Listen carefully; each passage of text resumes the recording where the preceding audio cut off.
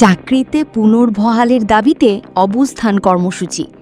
Victim police পরিবারের অভিযোগ, নিজেদের ভিকটিম পুলিশ পরিবার পরিচয়ে একদল চাকরিচ্যুত পুলিশ সদস্য ও তাদের পরিবারের সদস্যরা পুনর্বহালের দাবিতে অবস্থান কর্মসূচি পালন করেছেন।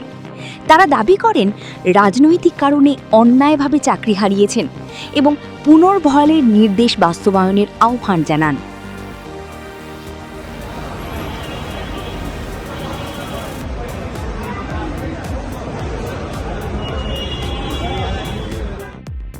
রোববার আয়োজিত এই কর্মসূচিতে অংশগ্রহণকারীরা ব্যানার হাতে বিভিন্ন দাবি তুলে ধরেন।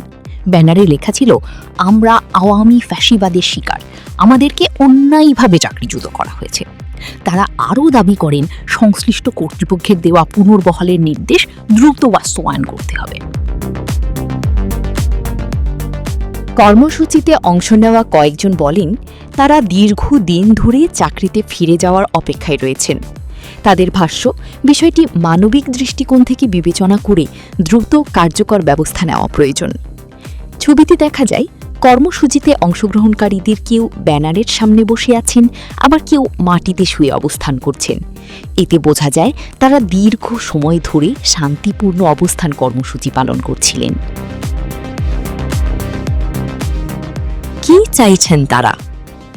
চাকরিচ্যুত পুলিশ সদস্যদের পুনর্বহালের নির্দেশ দ্রুত বাস্তবায়ন, অভিযোগগুলোর ন্যায়সঙ্গত পর্যালোচনা ও সমাধান।